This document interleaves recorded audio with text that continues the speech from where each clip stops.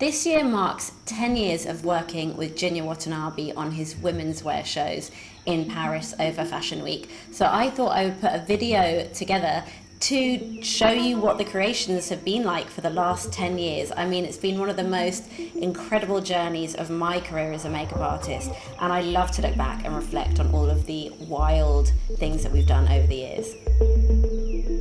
So when Junya Watanabe first approached me, the process was really foreign to me because he didn't want me to see any of the clothes. I had no idea what he was designing, but instead he would send me words, and I imagine that they were probably words that he was thinking about when he was kind of coming up with concepts for the show. So these words could be anything from fluorescent to industrial, ceramic.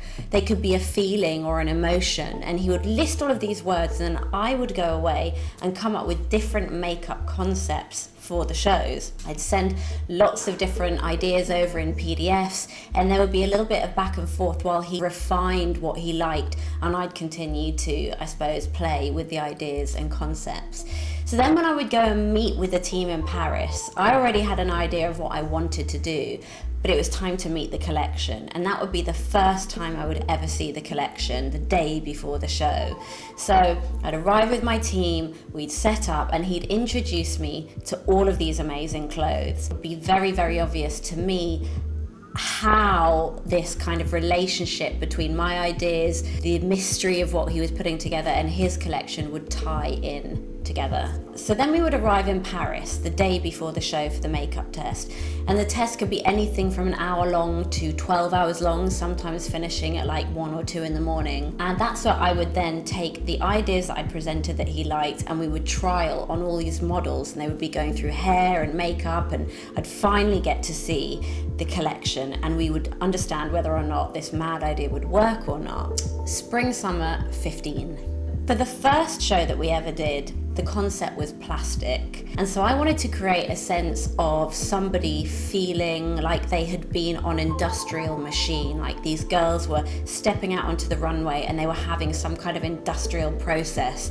applied to them before they went out. So plastic was this really interesting material to work with. How could I make somebody look like plastic had been applied to their faces?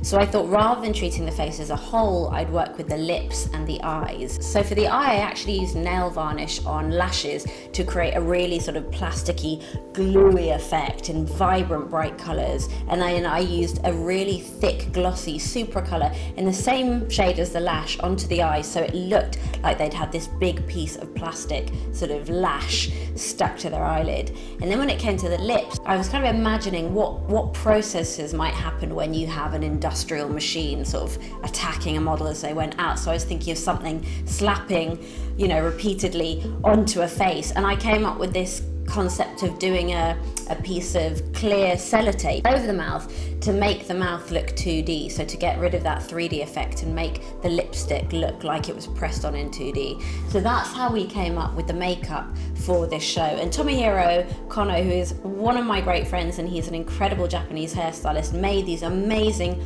plastic headpieces, so everything came together really nicely, and the girls looked like sort of these mannequin-esque machine beings.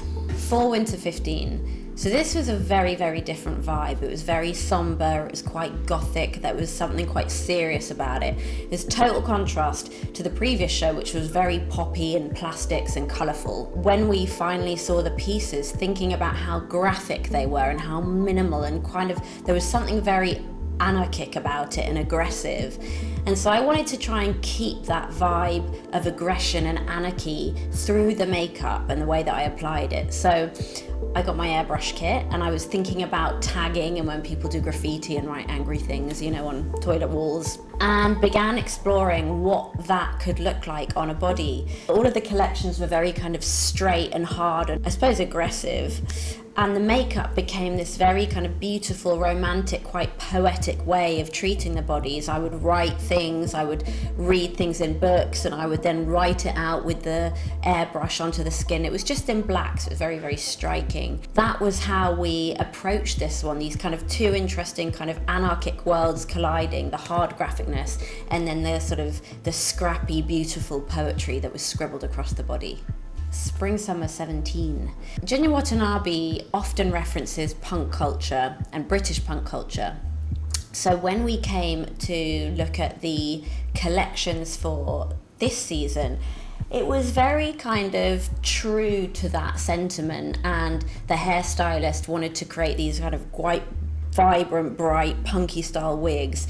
And I wanted to keep the makeup feeling very muted and monochromatic. So the idea was to take each model individually and apply quite an aggressive feeling of punk makeup. There wasn't traditional punk, you know, with the kind of thin brows and everything, but a much more hardcore approach to makeup. So everything was done with the finger. We would use like grease paints with our thumbs and mark out on the faces. And I really like the idea of turning the models into a kind of clown-esque hybrid, so nothing too perfect, but the gestures of lines going up the face or lines coming down the face really kind of lent into the story of some kind of hardcore aggressive clown.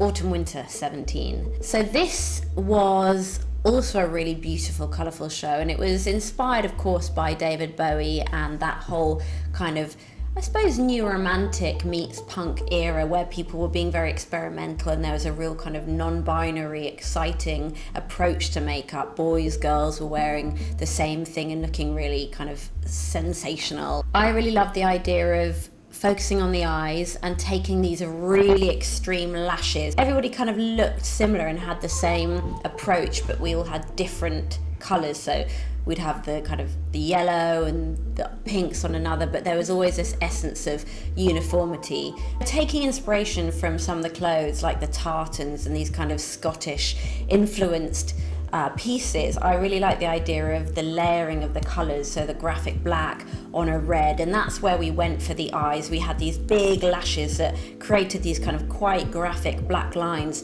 set behind a red or a blue or a yellow, and it helped to really bring the clothes and the makeup look together. Spring Summer 18. So now we're going back into the monochromatic world again, and the hairstylist had made these absolutely amazing headpieces out of nails. The hair had been woven into the nails and was creating these really kind of intense graphic, again, very aggressive, I guess, punk again references. So I wanted to create something that would frame the eyes and give the eyes a real focus, but didn't feel too makeup-y, and worked with the graphicness of the nails and the graphicness of the prints. So we went for lines here, done very, very bluntly with kind of blunted kohl eye pencils.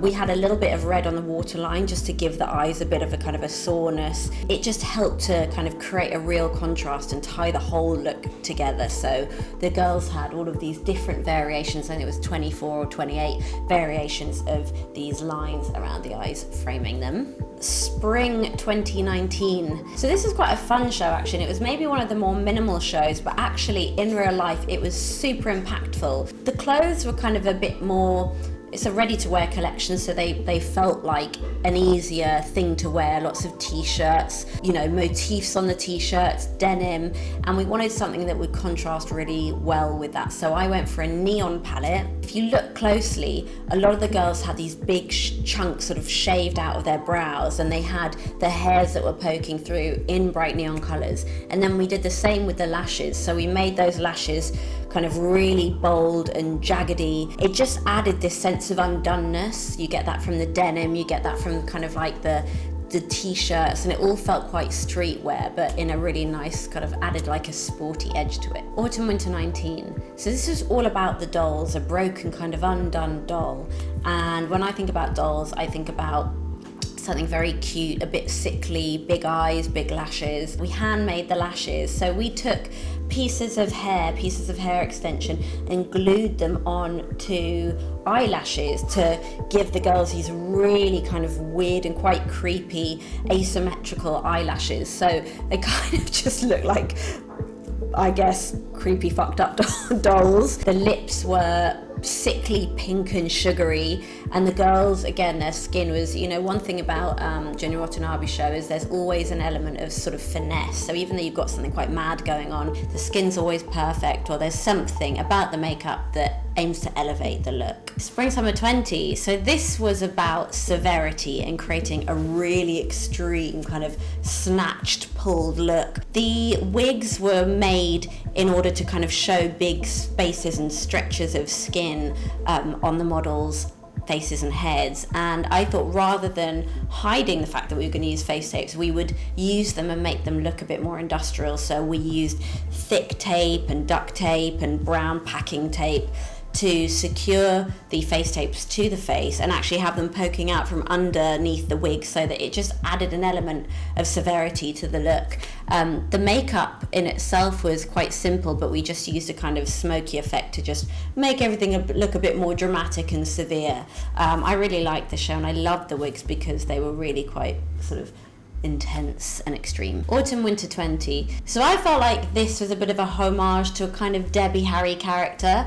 The wigs were these kind of mad black and white, very spiky, shaggy 80s punk style wigs, and we wanted to do something that matched this kind of almost caught in a wind tunnel look. So I decided to give all the girls this very kind of neat red lipstick and then just smear it across their face as if they were kind of caught up in some kind of pub brawl or some kind of action.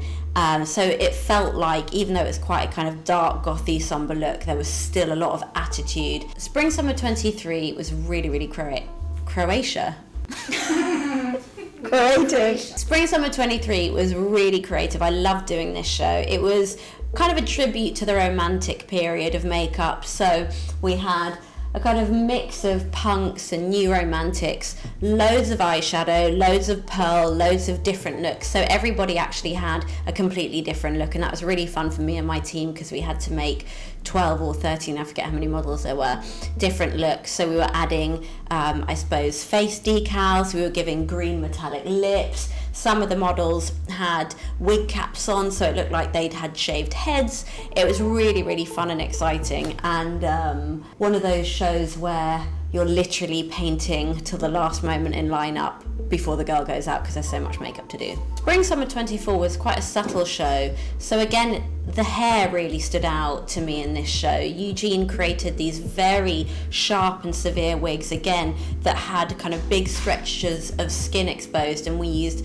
latex bald caps to create a feeling of shaved head and something that felt a bit alien. And then all of the girls had a take on a black lip, so if they had a reddish element in the clothing, the black would be a black red. If it was blue, we'd give them a blue black lip. So there was just something nice to kind of harmonize the look, but keep it really, really severe and quite cold and robotic. Actually, I think all of the models had black contact lenses in, again, so it kind of dehumanized them and sort of elevated them to a sort of an otherworldly status. Spring Summer 24 men's. Now I wanted to include the men's show because I often do Junya Watanabe men's, and actually this one was a really fun show to do. So it was all about eyebrows, and sometimes when you're approaching a men's show, you kind of, it's harder to find the balance between doing something that's very makeup led and also minimal enough for it to kind of feel like, I guess, a man's world. We focused on the eyebrows for this, and I thought it'd be really cool to do something that still felt quite punk and streetwear but was still quite minimal. So we looked at the eyebrows and about creating different shapes in the eyebrows using the effect of brow shaving. So we used different techniques to cover different parts of the eyes. We did slits, we did whole blocks of latex to remove the hair. Some of it was glued down with Prozaid, but it was actually quite a lot to do because I had a whole team working just on eyebrows, and the idea was to really make it as real as possible. And so to do something that feels very realistic takes a lot of work and time and details. So even though it's quite a minimal concept, sometimes they're actually the hardest of them all. One of the interesting things for me working with Junya Watanabe is his team is Japanese, and so there's always an element of difficulty, I think, when you can't communicate really effectively. You can't throw ideas out there. You have to be quite considered when you're working in two different languages.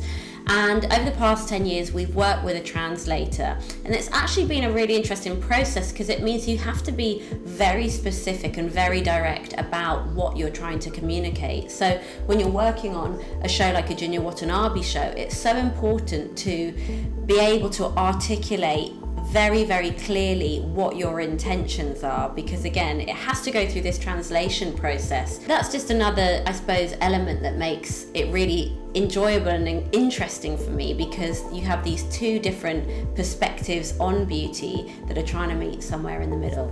I think at the very beginning there was an element of getting to know how one another worked. So there was a lot of visuals and a lot of references so that he could really understand where I was coming from with my makeup approach. But 10 years later, I think we've both grown to really trust the process. So there seems to be less preparation now for the shows and much more of a direct conversation when we're together the day before the show, looking at the clothes and asking my opinion and how I would interpret things as well. And I love that because it just allows me more freedom, feeling like he trusts me to try new things and to approach new things. And I love the process. Junya Watanabe will always be standing there watching what I'm doing, and he will always have something to say, and even during the show he will come round and look at each person with me and ask why I'm doing this. And I think one of the really interesting things about his approach is everything has to have I suppose an element of intention, like why have you done this, why did you choose to do this?